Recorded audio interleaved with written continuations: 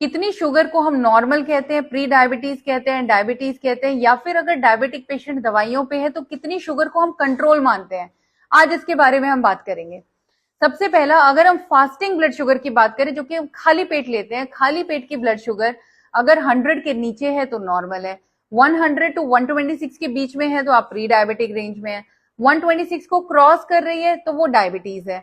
अब अगर हम पीपीबीएस की बात करें कि खाने के 2 घंटे बाद का blood sugar, post prandial blood sugar, उसको हम पीपीबीएस बोलते हैं, तो वो 2 घंटे के बाद का ब्लड शुगर अगर आपका 140 के नीचे है तो वो नॉर्मल है, 140 टू 199 के बीच में आ रहा है तो वो प्री डायबिटीज है, और अगर वो 200 को क्रॉस कर रहा है then my friend you are in the diabetic range, तो फिर आपको वो डायबिटीज की रेंज में है।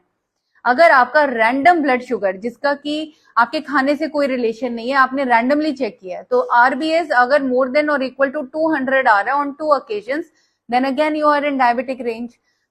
HbA1c आपको 3 महीने का एवरेज शुगर बताता है, वो आपके कल के खाने, परसों के खाने, आज सुबह आपने क्या खाया उसमें बिल्कुल डिपेंड नहीं करता है। तो HbA1c is a very good estimator of diabetes और प्री डायबिटीज। HbA1c अगर 5.7% के नीचे है तो नॉर्मल है, 5.7 से 6.5% के बीच में है तो वो प्री डायबिटीज होता है, और अगर वो 6.5% को क्रॉस करता है दैट इज डायबिटीज। अब अगर किसी को डायबिटीज और वो दवाइयां ले रहा है या फिर इंसुलिन ले रहा है तो उसको हम कंट्रोल क्या बोलेंगे, हमारा टारगेट क्या है?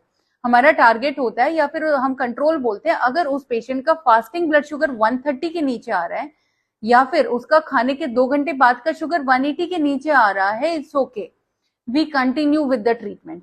ट्रीटमेंट की क्या बात होती है? ट्रीटमेंट में दवाइयां आपको पता है, डाइटरी मॉडिफिकेशंस आपको पता है, लाइफस्टाइल चेंजेस आपको पता है, फिजिकल एक्टिविटी बहुत इंपॉर्टेंट है क्योंकि वो इंसुलिन रेजिस्टेंस को कम करता है। अगर हमारी बॉडी में इंसुलिन रेजिस्टेंस आ जाएगा तो आप कितनी भी दवाइयां ले लो, आप कितना भी बाहर से इंसुलिन ले लो, आपके बॉडी सेल्स उसको रिस्पॉन्ड नहीं करेंगे और आपकी डोजेस बढ़ती चली जाएंगी। So physical activity becomes the most important part of management in a diabetes or a pre-diabetes patient. So take care. If you have any doubts, please send me your sugar chart or your values in my DM, or you can comment and I'll reply. Thank you.